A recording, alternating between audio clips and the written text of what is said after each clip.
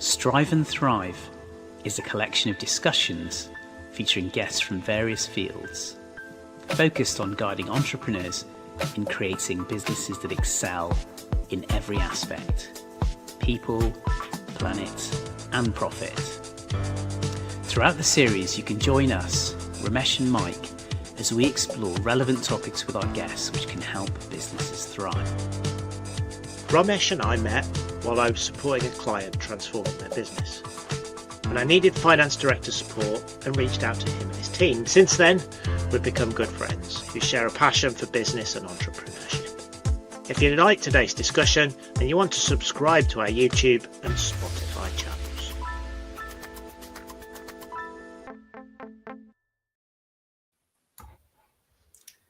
Hi everyone, and welcome to our latest episode with Alex Preece, founder of Be Known.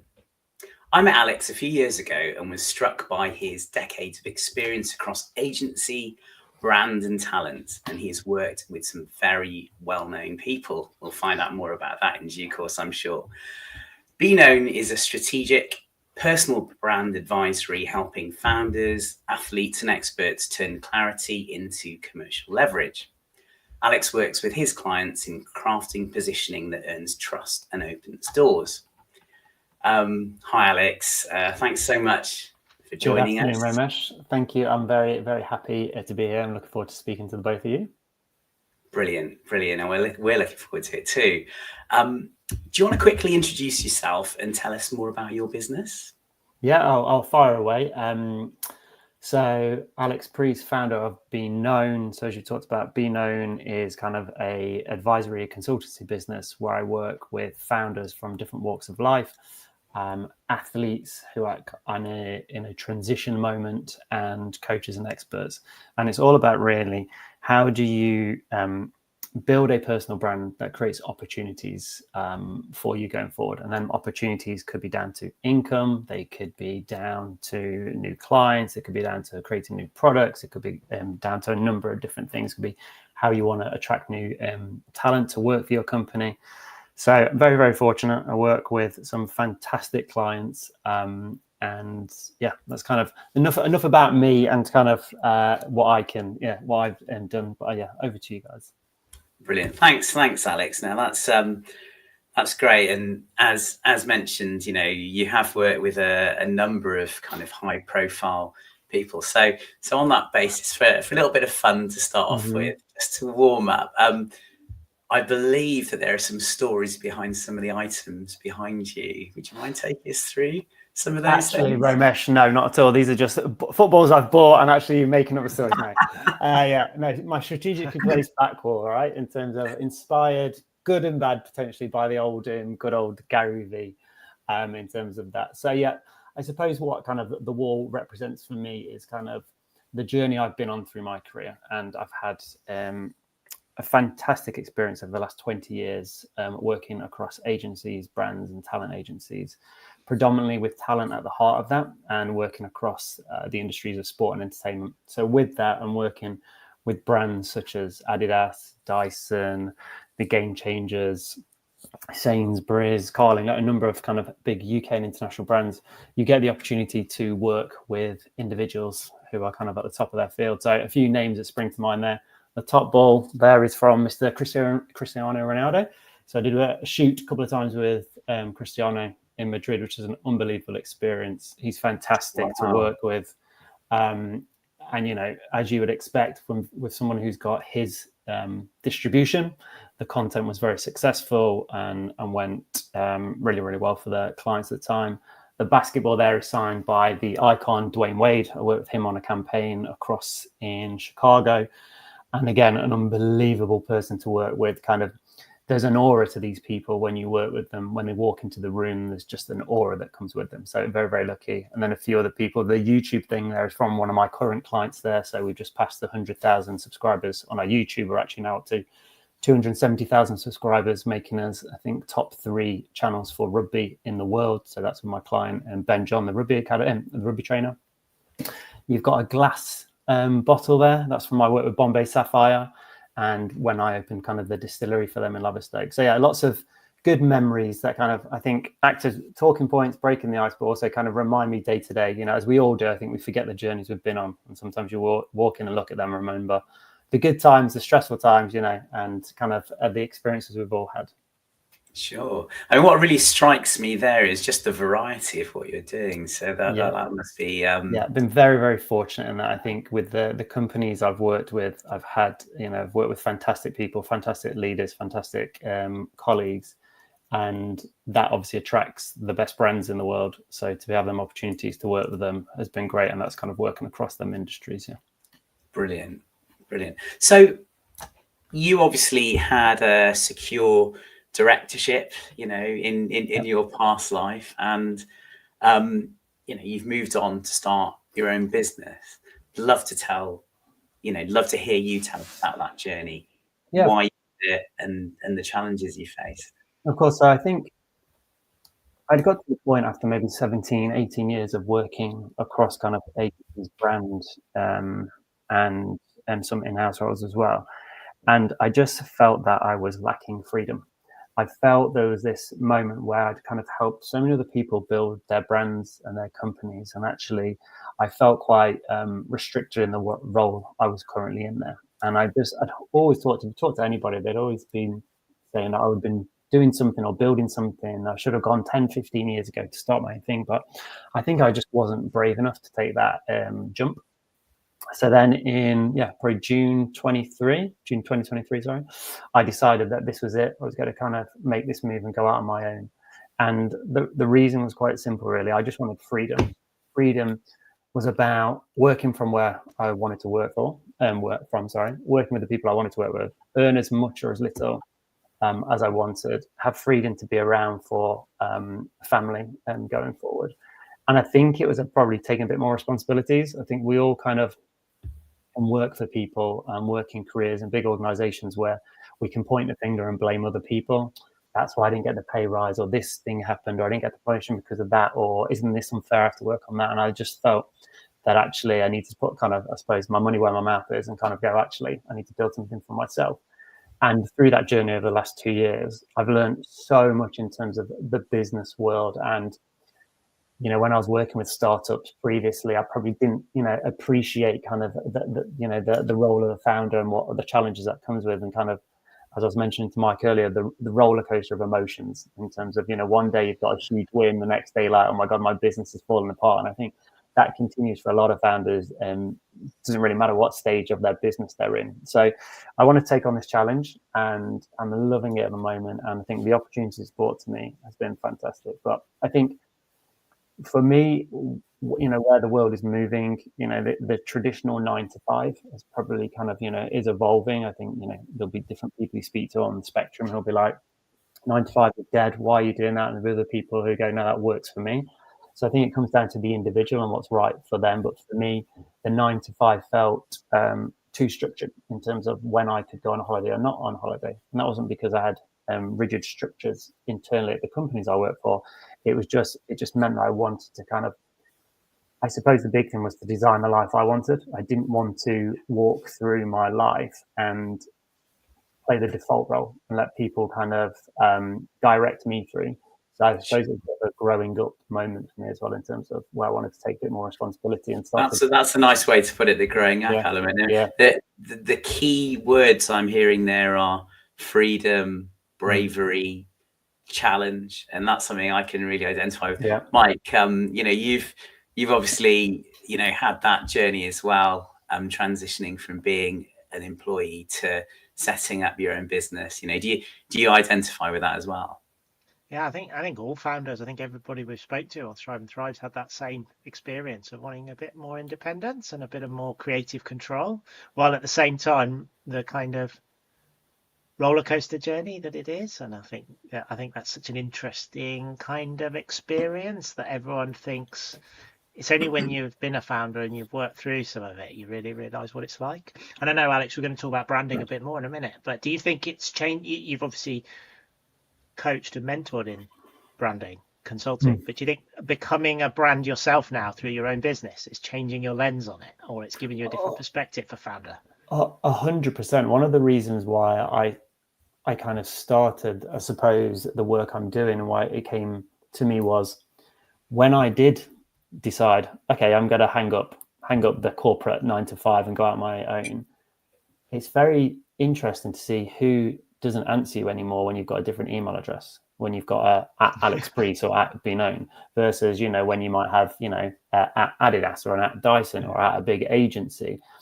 So I started to realize, I was like, I've got all of this experience from, I've been very fortunate, as I said, to work with fantastic brands, been successful to a point, what I've kind of achieved for clients, but nobody knew about it because I didn't really have an online presence. So to your point there, Mike, when I came out, I was very much like, I need to start growing my own personal brand, which is really, really hard for me to do. I think I'm fantastic at giving advice out to other people and telling them what to do. But when it's turning the camera on yourself, it's a bit more, it's a bit more difficult to do. But I think that was one of the big things. So for me, it wasn't just the branding part. It was, I suppose, the more 360 part, as you will both appreciate.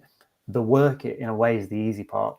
It's the, building the business, so you've got kind of lead generation and that flow coming in, but also the admin side of it as well, especially when you're kind of starting out in them early years. You're doing 3 jobs, where in agency world I was just doing 1 job. It was extremely busy, but I just had to do the work, if that makes sense. And now you've got to do the work in these 2 other things. So branding became a key part and a key reason for kind of what's happened in the last couple of years as well.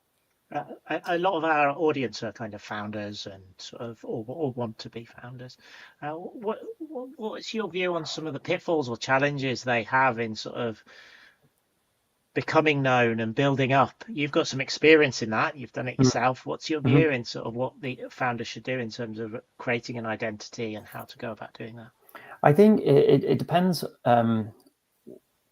what experience has come before. I think a lot of the people I'm fortunate to work with have got potentially 15, 20 years of experience doing the thing, just in a different kind of stage. So it's about how do you start to turn that experience into clarity, and then you can start kind of putting that message out there. I think when you start to think about the pitfalls about becoming a founder and trying to become known, I think a lot of people just think straight away it's about putting content out there. I need to get onto LinkedIn tomorrow and start posting stuff. And the problem with that is you just haven't got clarity on what you want to be known for, or what you're actually trying to do. So I think if you can kind of start to gain clarity from kind of day one in terms of what are you doing and what do you want to be known for, that will be a huge kind of help. And I think the earlier you can start doing that, the better. So if you are considering kind of becoming a founder, I think the earlier you can start to understand the clarity that you have in yourself, and a lot of the clarity work is self-definition and a lot of kind of self-personal development, but understanding what you want to be known for, who's the audience, and how you can kind of create value exchange for that audience. Once you get that, you then can start talking around that and start to understand what is the message you want to put out there. So I think one of the pitfall for me is kind of going out and start posting because you're seeing people on other channels who have been like, you need to post 5 days a week, get going. And yes, you will learn that way and them lessons will come. But I think if you can just take a moment to pause, get yourself some clarity and then build from that, you'll have much success, not just in the short term, but in the longer term as well. Yeah, I agree. Romesh, what's your view? Because I know you and I have had lots of conversations about this around your business and your experience in doing this. Yeah, it's an interesting one, isn't it? I mean, I think I've, come to learn, to understand that, building a kind of brand or building a presence is really, really important. I think it's kind of letting people, kind of into your world and your viewpoint and your values. And, I think, maybe anticipating some of Alex's language, it's creating hopefully an audience that feels, the same way that believes in the things that you believe in and actually wants to learn more about that. So I think often if your business, my business is an FD consulting business, right? So I think a key component to what I do is building relationships with my clients, and the same for my other consultants. And so the way I think about it is I'm giving people out there the opportunity to build that relationship with me and those values in advance, so that they can, perhaps come to me and the FD consultant and my other consultants when they're ready to take on our services. It's something that I was really fearful of at the beginning, if I'm being honest. I think I've mentioned before on this podcast, I didn't even want a website when I first started.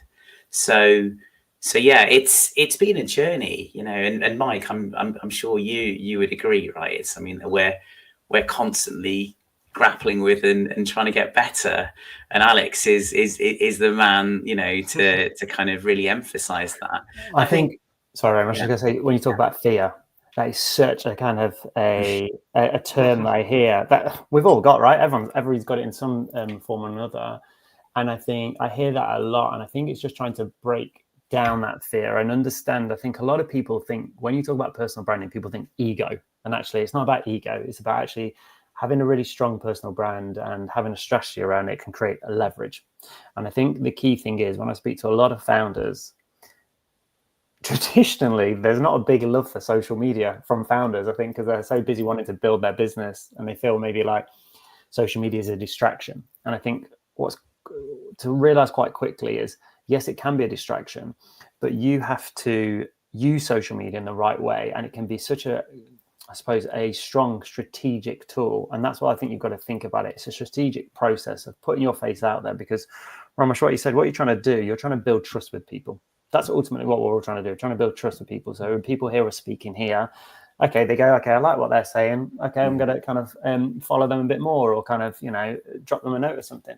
It's all about trust and trying to build a tribe, a community that you can help, that you can grow with, and that people will come to you. Because we've all seen it. When you walk into a room and people know you before you walk in, it's easier to open up a conversation straight away than walking in cold and then having to spend the first 5-10 minutes trying to talk about the balls in the background or something like that. There's that familiarity and comfort, isn't there? Exactly. And if people know who you are, and I find this hugely when founders come to kind of from a fundraising point of view, an investor point of view, if an investor knows you when you're kind of, either when you're, sending out materials to them or, you've got a meeting with them, you're just breaking the barrier straight away. So they already know. And again, that can be a good thing and a bad thing, depending on what they know about you. But, there's some founders who'll be like, I want to start, funding, and I'm going to put a post out on LinkedIn tomorrow. I'm like, when does your funding start? The day after next. You're like, no, you need to have shared this journey so people can get warm and understand, I do like Ramesh, I do like Mike, I like what they're doing. I'm not a fan of what they're doing, and that's totally fine. So to start building them relationships and start building that trust. But yeah, fear is a big thing to overcome. I think one of the things I've learned by doing this is it's not necessarily just the people who interact with what you put out as well on social media.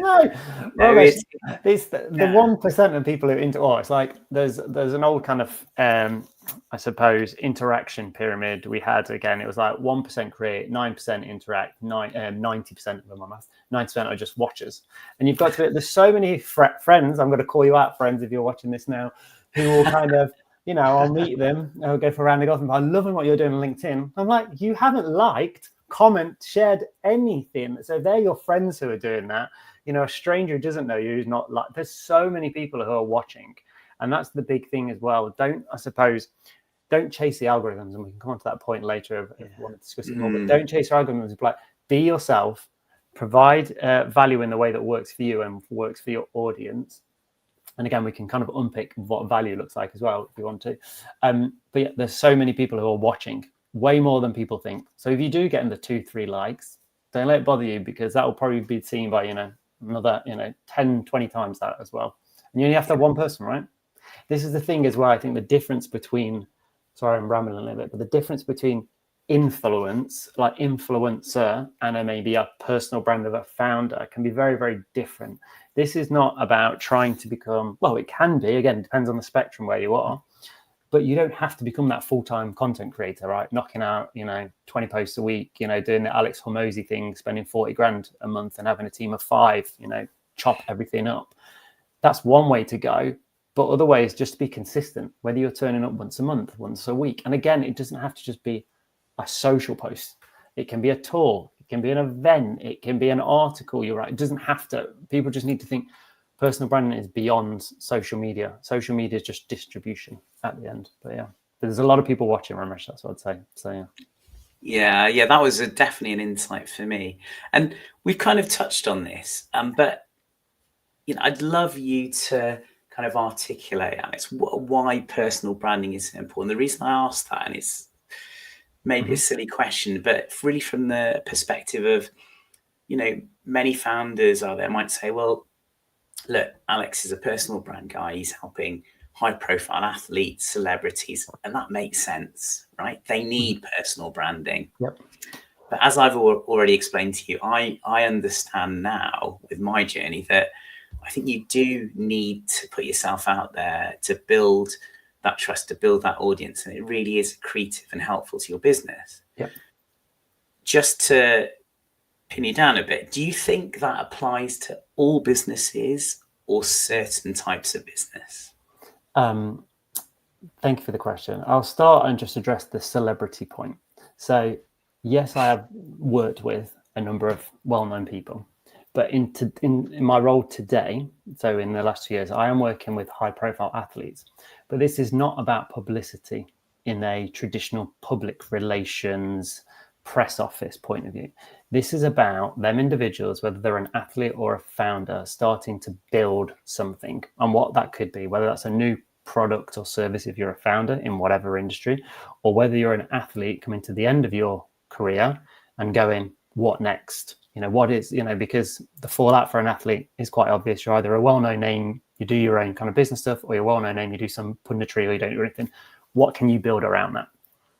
So when we start to think about, it's a really good question around challenging personal branding, because I personally believe that everybody has a personal brand, whether you like it or not. That's the first thing to say, because personal brand is reputation. It's what people think of you, feel of you, say about you behind your back. So everyone's got a personal brand. Point. Yeah. The difference, I think what you're getting at is, should you have a personal brand strategy? And what a personal brand strategy is about is trying to shape the perception that people have of you by talking a certain way, looking a certain way, turning up a certain way, putting out signals to the world to be like, this is me, this is what I like, this is what I do, this is how I think I can help you, this is my story and my journey. If you buy into that and like that, cool, let's build a relationship. And that's a customer relationship or investor relationship or whatever. To your point about industries, where personal branding started, that journey of it, personal branding has been around for years, right? 40, 50 years. It's only in the last 2-3 years, let's say the LinkedIn gurus have jumped on it and it's become like, one of them phrases. But it's been around for years, and it's all about kind of creating influence. And I think when you start to look at where it's come from, it has come from a little bit of kind of the celeb world in some aspects, and it has come from different industries through different examples from a more traditional sense. But I think what's happened is that people think personal branding equals influencer on Instagram. Actually, there's a huge opportunity to go to the other end of the spectrum to B2B in some of the industries that may be not be, so well experienced in putting their face out there. That's where the opportunity is, because if nobody else in your industry is doing it, then you have an opportunity to do it. If you look at kind of the industry of business coaches, everyone in business coach has got a personal brand of some sort and is invested in it in some way. But then if you look at kind of a more traditional, maybe career of the oil industry, don't know why I picked that, but it's something like that, there's maybe people who have got all kind of, local gardening services that you could still have influence in your local area. Can you be the best kind of well-known local gardener in your city? Can you be the best, well-known, most respected physio in your local area? So I actually believe there's a fundamental opportunity here across industry. I just think a lot of the noise comes from sports, entertainment, lifestyle. That's where it's really hotly contested, because it's, that type of industry. Go to the other end of the spectrum, I think there's huge opportunities for founders to start sharing their story and documenting their learnings as well. Do you think there's a bit of a perception problem therefore of what brand is? I know we've touched on this, but 100%. influencers, 100% it's about putting something out there that maybe isn't even the real you. It's because it's a perception of how you want people to perceive you, and there's something wrong in how people see this. I think there's a perception issue with personal branding. I think I looked at, when I worked in public relations for 9 years for one of the big corporate agencies, and you tell people you worked in PR, and people see a very, oh my God, I can't remember the reference, absolutely fabulous type. Oh, that's PR darling type thing, right?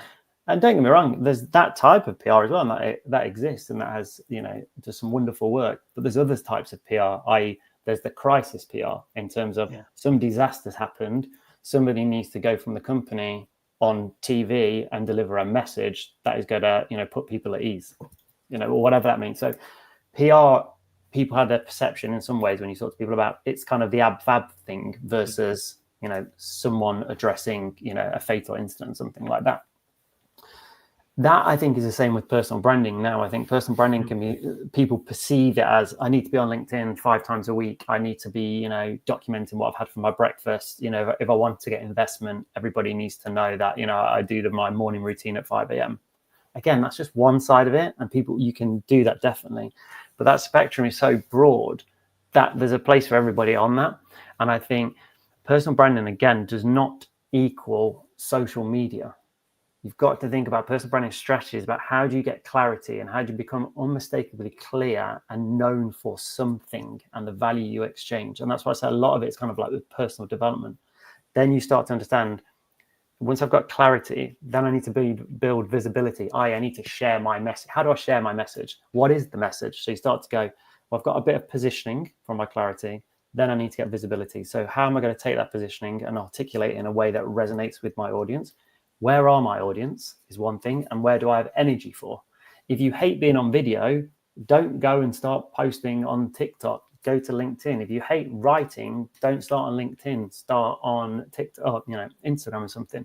So play to the energy and where your audience is, and then you can start sharing that message. So, but I do think, perception is a big thing that is maybe harmed personal branding in some ways. But I think for anybody who works in the space, anybody who's kind of has a history of kind of working in the world of brands, you can see it's all about strategy. You can definitely have short-term wins and go viral, but going viral majority of the time does not equal revenue or kind of commercial success.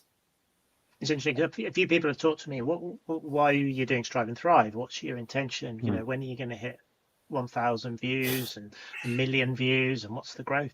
And actually, the more Romesh and I've reflected on it, the more we're learning as part of the process, and it's creating our identity, and we're learning about what we like, and we're meeting people like you, and it's getting an engagement that's very different, but it's what we care about. Yeah, and it's about interest, right? Yeah, it's about being authentically you. And again, that word authentically you has been used in so many presentations, we all know, but it's kind of like, just be you, and kind of, have some guardrails around being you, because you don't have to share everything. You share what you want to share, but doing something like a podcast, creating it or being on one is fantastic. I had a podcast about 4 years ago. It's the best thing I did. I wanted to expand my network in that space I was in, to invite people on to understand. And I was being selfish because I was building a relationship with the guest, building my understanding and learning, but hopefully providing some value to listeners as well. And to your point, you go, a lot of personal branding is personal development. It's evolving, right? If we would be having this conversation 10 years ago, our personal brands, individuals, will be totally different because we're in a different stage of our life and careers. I've recently become a dad 10 months ago. That has started to shape my personal brand more because, I'm interested in starting to, pay attention to things over here that I wasn't, previously. And do you think people, I know a few people I really like as individuals, but their social media persona, can't think of the right word, is different. Yeah. And why do you think that has become a trend? And I think it happens more than people realize. Because I think people are looking and going, it's a bit like the old days on Instagram, right? 5 years ago, everyone's got like the perfect life, so I need to have the perfect life. So I'm going to use this filter, take this photos. I think there's a bit of kind of like is it the phrase keeping up with the Joneses? I think, it's kind of like, well, that person looks amazing, so I need to be amazing on it. And I think actually people are really successful at the moment if they be themselves and are documenting, because people, especially with AI, is fantastic, and the way we can integrate it and it can help our businesses and help us as individuals. But actually, the more that I suppose content becomes easier to create, there has to be human connection, right? That's what we've got left, is human connection. So I think you have to be real, because to your point, Mike, there's people that that have reference. When you see them and meet up with them, you're going to have a human connection with them, a conversation, and you're already thinking about it. You've got a negative perception of that person, whoever that person you're thinking of. You've now got a negative perception, maybe not the strongest way, but you're going, that person over there, they're just fake online. I don't know why that is. Don't know what they're doing that for, but it's giving you a negative perception now of that person. I did an interesting experiment early last year on AI, and I did a test to see if Mike versus AI versus Mike and AI together. Yeah. I did an A/B type kind of test, and what I found was AI on its own got lots more likes and made more progress. But what I found was I was in a world that wasn't me, and I was suddenly like, people are liking me and talking to me I've never met before, and I don't see any validation from it. The Mike content got the least. Are they really people though, or are they just more the AI bots talking to each other? I think it's strange. It's really interesting, isn't it? It's a really hard thing at the moment. I think, being really honest, I think where, to your point, the AI versus AI and you versus you on your own, there's pros and cons to all of them when it comes to kind of the time it takes to create something, the authenticity it is, whether it's you versus the AI. I think we're in a big stage of evolving. I would just say that you as a person are a category of one. No one's got your experience, life experience, work, professional experience, your journey. So you've got to share that, right? If that's what you want to do, and it can help grow your business and done in the right way. So I think if you focus on being a category of one, and you can use AI to help you from a production distribution point of view, I think that's going to be really helpful.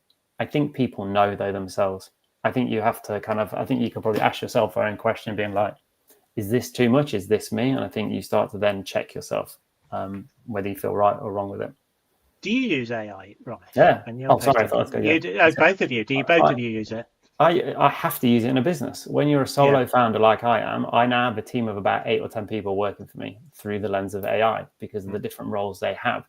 But you've got to stay, I sound like broken record, authentic to me. So I will know that I will write something and people will be like, that doesn't sound like you. And you kind of like, okay, no. So at the start, when it all came around, probably went too far one way as we try and test and evolve. But now it's a fundamental part of my business, and it has to be going forward as well. Yeah, I do. I think, for research, looking for solutions to help clients kind of automate, make their processes, etc., more efficient. And actually, I'm learning from things that some of my clients are doing as well, and that's really important, I think, because you can't, so much is changing, isn't it? So much is changing. And I think the challenge for us when we're advising our clients is actually to keep abreast of it all and to suggest the right things at the right time. But yeah, the answer is yes, but I need to do more. And that's something that's... Do you use it as part of your marketing? A little bit, but not enough. I think probably more for kind of research type purposes. But yeah, I mean, how do you use it in your marketing? So for me, we've developed a tool that uses AI for marketing and sales and marketing. So hence I did the experiment last year as to whether AI on its own could do a really good job. And it can, actually. So what was it doing exactly? It was creating content based on social media content and starting to drive it through the market and getting feedback.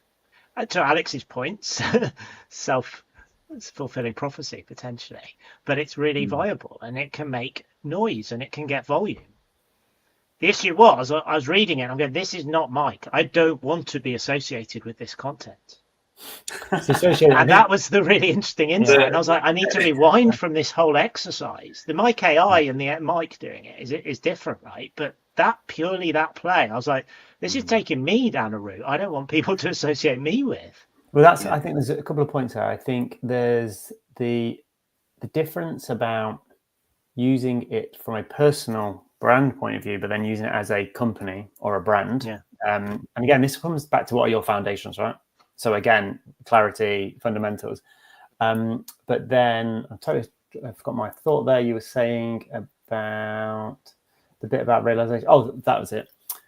I think there's a risk, and I'm starting to see this with a few people I talk to, is the more you use it, the more it's shaping your thoughts. So your lack of thinking. So I found myself a couple of weeks ago, I was doing some research, and a bit of time into it, I started to realize, I was like, where am I down this rabbit hole now? And I've totally kind of lost where I needed to go. And I think it starts to shape your thoughts for you, which is the bit for me that becomes a little bit where we need to check ourselves and go, I still want to have my own creative thoughts and experiences. It's our experiences we have, right? Whether it's watching something, seeing something, reading something, that create our experiences that then give us the ideas for businesses or, I think that's a really key point there. My view is that AI should be used to kind of, I suppose, do the donkey work, if you like, do the leg work, which you then build on and refine to make it you and to reflect your values and what you're trying to do from your perspective. And I don't think AI can get there on its own. I think you have to let it do its thing, but then tailor it. Yeah, I think that's when you look, value, right? That's the value. Yeah, definitely. I think when you look at kind of the coverage we're starting to see about how big companies are replacing people with AI. There's obviously a lot of big names out there that are doing it. And there was an email last week from, I can't remember, one of the big founders in the States who said an email about AI and kind of it's going to kind of like threaten your positions and things like that. The opportunity there then for me, or for people, not just for me, is kind of you start to go, well, if then people are going to be made redundant and people are going to decide to be freelancers or consultants through choice or by force, there's going to be more people who want to build their own thing. And I think that's when you get really creative. And I think that's when people can then start to not follow their passions to a point, but like follow their passions that they can get paid for and start to understand how they can build a business. It's a lot easier to build a business today than it was 5-10 years ago based on the tools. So if you do find yourself in a position where you've chosen or unfortunately been forced to, it is easier to create a business today. So there's now going to be more startups, right? We know that the numbers are showing that there's more startups being created, every year, which I think that's good because these startups are hopefully going to be solving new problems or problems that have been around for a while, which then starts to lean into the world of creativity. So there's, as with every new influx of technology, yes, jobs are replaced, but new jobs and opportunities are created. So there's just going to be a wave. So for all these newfound founders, going back to brand, what do you think they should do? Someone who's setting up a business, technology business, a marketing business, consultancy-led business, whatever it is. How do you think they should approach the brand, and how do you think they should think of it? I think it would depend on maybe the size of the organization that you're starting with, but let's say they're an early startup founder and they might have like 4 or 5 people or something, or 2 or 3 people. In them early days, as you'll know, you don't have the money to spend on marketing. So you have to be smart. And one of the smartest assets you have can be yourself and starting to share your journey. How do you document that? So, and that doesn't mean you have to document everything. Again, it's that spectrum about how do you want to kind of share your journey and why are you doing it? One of the key things to work out quite early on is, in addition to kind of the personal brand strategy that I can kind of talk about, the relationship between personal and business. Because there's a lot of founders who you'll see out there, and maybe you guys have done it yourself as well. Your company posts something and you just repost it. And I had this conversation with a founder this week, one of my clients, who I've got really busy and was just reposting a few things. And we had a conversation about, in a way, it's great to do that.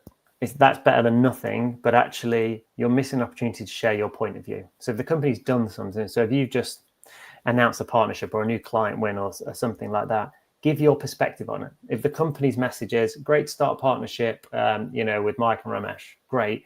What was my perspective on that? Oh, it's brilliant. I've really wanted to work with Mike and Ramesh for ages.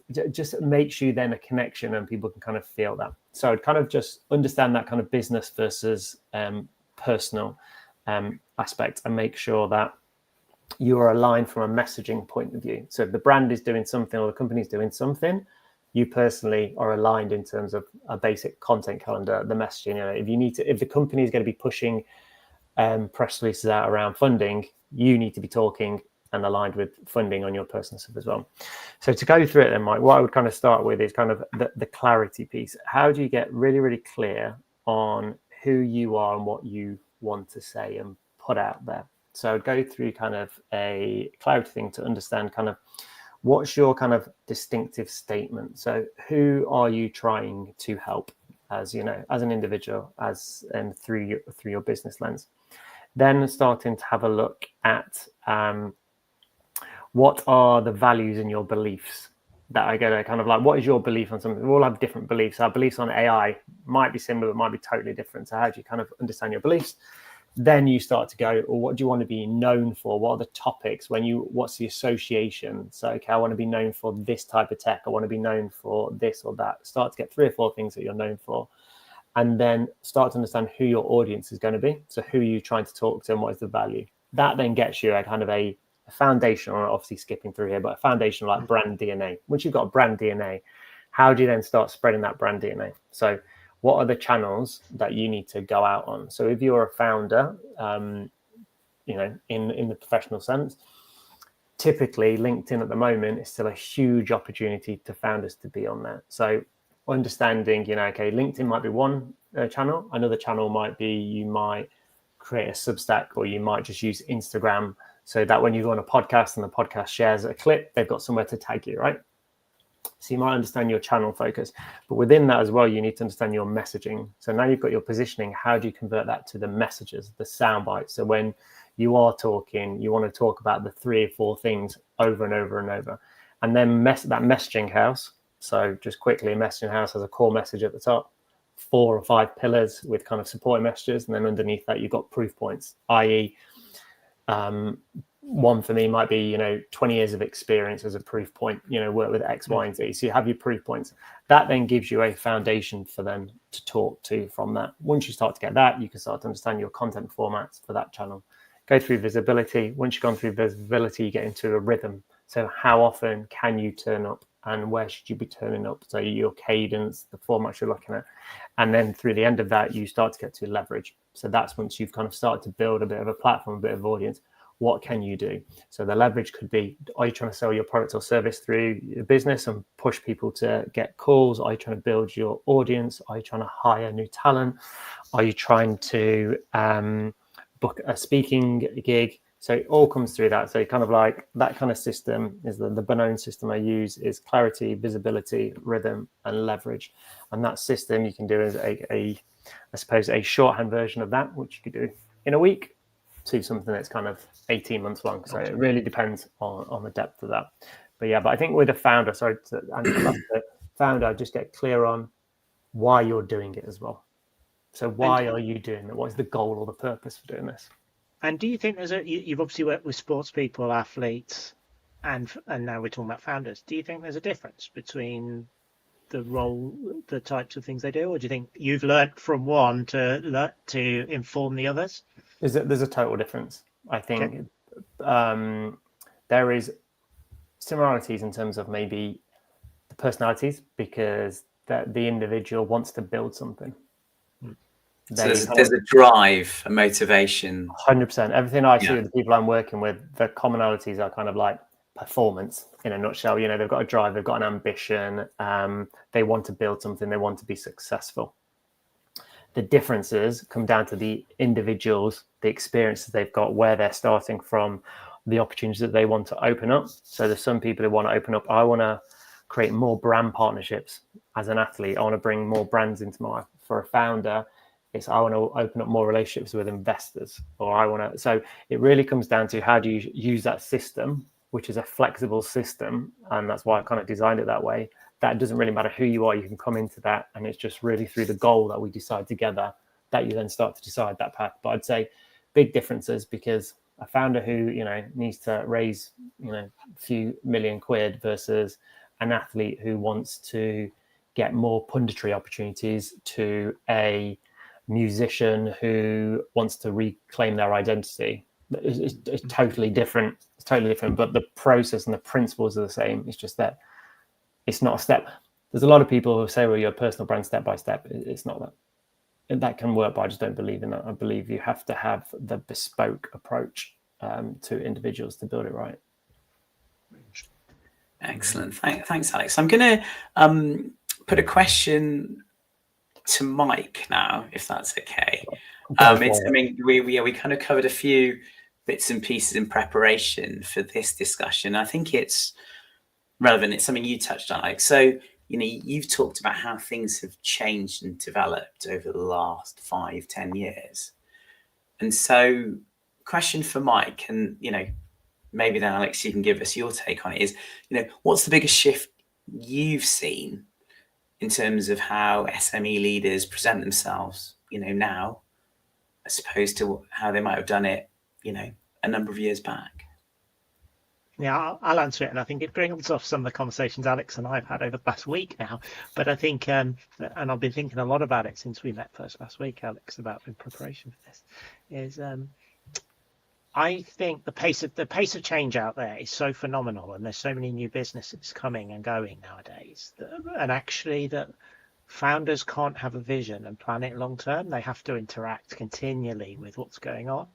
And that is also part of what we're talking about here. We're talking about brand pushing a little bit, was what you were talking about, just in terms of a methodology, but there's something about doing it to learn too as well. 100%. Which is what we talked about with personal development, was the word you used earlier. And I think that's really powerful. And I think founders have got to go on that journey, because you can't say, I've got a vision and in 3 years I'll be in the market. It doesn't work like that anymore. You've got to do very short-term explorations, test new ideas. And a lot of our podcasts recently have been touching on this theme of pace learning. I think as part of that, you're building your identity as part of that, as the brand identity. Yeah. And I'm my hypothesis is there'll be more and more founders who become more and more famous, maybe good or bad. I would say well-known. Identity. Better word. Just because famous, I think, goes back to our influence of celebrity. Yeah. All right. I think more well-known. Good distinction. Yeah, very good distinction. And I think there'll be more of them coming through as people of relevance in society, and they'll become more of this. They're important part, playing an important role in society, as prestigious athletes do now. Yeah, and I think and again, a lot of the founders I work with, that they are like PhD people, who have stepped into founding a company, and one of the leading, one of the leading people in their field, and people want to learn from them. So you've got to think about this as kind of like, there's nearly like, I'm just thinking fresh here, it's like nearly like a new wave of teaching as well, a new wave of teachers. We know there's obviously lots of conversation happening about the school system and what that looks like going forward.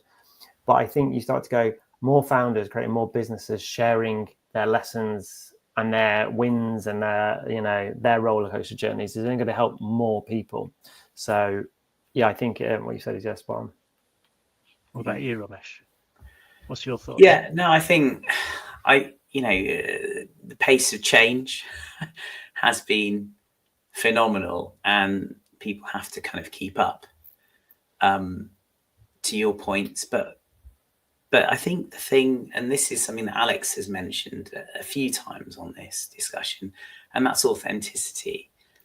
I think people are realizing more and more that they need to put themselves out there, explain who they are, but not necessarily put forward some kind of bronze statue, that's an avatar of who they might like to be or who they might like to project who they are. It's about actually who they really are. And it's the people who are leaning into that more who are getting that kind of resonance and traction, and you have the ability to expand their I was going to say the word influence, but it's not the influence. It's impact, maybe impact. Yeah, expand their impact and hopefully positively make a difference to their business and their business performance. Yeah, Alex, would you say that's fair? Yeah, I think that's fair. I think a couple of words spring to my mind there. Rhythm. I think you have to design something, a strategy that is right for you as an individual in your business. There's kind of a piece of work I do with clients around what archetype are you. So, you could be a visionary personal brand type of person. You could be the strategist. You could be the evangelist. So there's like different roles. It's not like, okay, I'm going to do personal brand. I need to be on LinkedIn at 9 a.m. every day, or I need to be on Insta. There's kind of different ways you can do that. And social is just one method. So I think rhythm is really important. And yeah, I just think you don't have to do personal branding, right, to be successful. There's so many businesses out there that have created success, big and small, and the founder isn't known or the founders aren't known. I just think what I believe in is that it opens up opportunities for you. That's the thing. It's not that your business will, fail without it, but I just think that it can give you more opportunities. And whether that can be across the spectrum, right? Whether it's about in your current business, whether it's in your next. So what happens, you have a business now, it does really well, you sell it, and then you want to go and do something else. We're starting to see that a lot now. A lot of successful founders who have exited are now coming out, and because a lot of people want to keep working, right? I know people are like, I just want a day off, but a lot of these founders who have been successful are driven and ambitious. They're like, what's next? And you start to see them start sharing their thoughts and their lessons and experiences, and then they knock up a community, and then that builds into, a founder system that they, everyone loves and is part of. So I think a lot of it is tied to you as an individual. What is your drive and ambition? And doing this piece of work will create opportunities. That's the only guarantee. I would never guarantee anything to my clients. It's like, you'll get more followers or you get more money. All I guarantee is that you'll get opportunities. It's an interesting segue. We've had a question from the audience, so I'll raise it to you, Alex, but it's a nice sort of segue into this. Question is, Alex and team, any advice to someone who's always worked client side in FMCG all their life, in regards to considering an agency or going for independent life?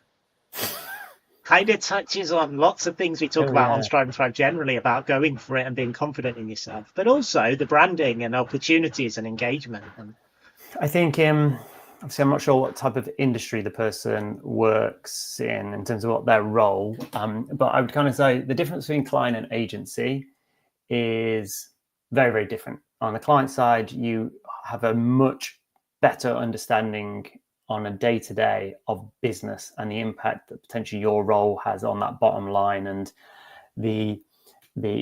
what your role is maybe in that big system. I think on the agency side, you don't have, even though you'll have an understanding of the business, you're not obviously in the day-to-day of that business. The difference is agencies at the moment are going through a big evolution because of the onset of AI. Creative departments are being wiped out. Production departments are being wiped out. So the agencies where, we used to sit, we'll have 200, 300, 400 people in them, are getting smaller and smaller because of the technology that is coming. So I think if you were to kind of go from a client to an agency, I think you'd be very, very wise to investigate what the role is and what that agency's kind of roadmap is looking forward. I think traditionally, agencies are known for working relentlessly, and because you're in service to clients, and there's lots of other past stories we can go into, but we won't, in terms of the difference between working brand side and agency side on that side. I think if you have to go from a brand, so from FMCG to the independent, I think you've got to have a point of view, because what I start to see is people come out of that brand or agency world and go independent. They don't have a point of view out there. They're just another consultant or another freelancer. You have to have a point of view because the competition now is red hot. So again, coming back, like, what are you known for is the big thing. So I think, lots to discuss around there, but I would just say there's definitely some differences from a lifestyle point of view, working client and agency side. to make the jump to an independent life, I think comes with lots of positives, but there's definitely there's more an independent struggle than there is when you're maybe working and have the protection of an organization around you.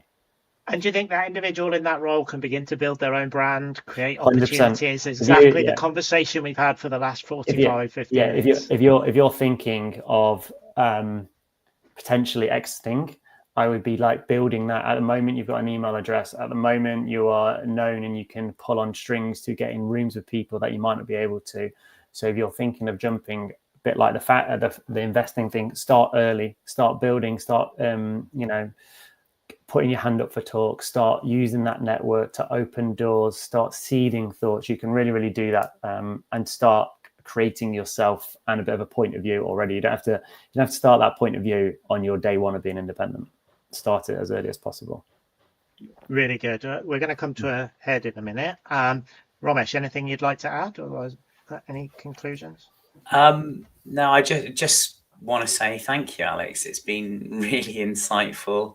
I think there's a lot to unpack there for people who are running businesses to think about and to consider. And I think I think you've made a good case for kind of encouraging people to get out of their comfort zone and put themselves out there.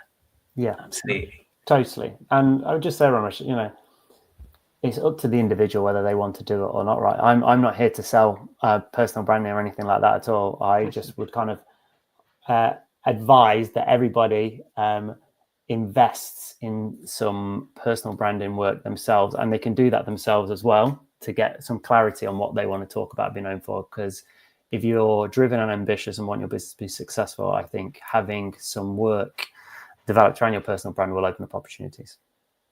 Yeah, I think for me, Alex, my interesting takeaways from you, get rid of the word influencer from our general vocabulary for most people who are looking at building brands. And I think I really like the journey of personal development that you've talked about, because for me, that ties in with the question that we've asked. It ties in with a lot of what we talk to with founders. Their experience is a personal journey, and it's a personal development journey. And if that comes out through their brand and learning, that's who they become, their authentic voice as part of their public persona. Because you become more confident in yourself. You kind of you take off your shackles. You're like, okay, I get it now because I'm about this. I want to do this. I'm going to go that direction. You get more clear on your vision, which is only going to help your business. So a lot of it is personal development. That's why that clarity is the fundamental thing. It's the very journey that Mike and I are going on with Strive and Thrive. I think we find it's quite developmental, challenging in many ways, but it's fun as well. Yeah, it's great. Brilliant. Thank you, Alex. Thanks very much for joining us. It's a pleasure. Thank you for having me. Thanks everyone for listening. For everyone who's listening, Strive and Thrive is our regular series of discussions with entrepreneurs, business leaders and founders. We've got a really interesting pipeline in the next couple of months of people joining us to discuss. Our next session will be in a couple of weeks. We'll be sending some more information on social media about that, doing our little branding piece. And if you'd like to listen to today's episode, subscribe to our YouTube or Spotify channels. I'd just like to say a big thanks to Alex, Romesh, the team behind us who support us on Strive and Thrive, and see you all soon. Thank you for listening to Strive and Thrive.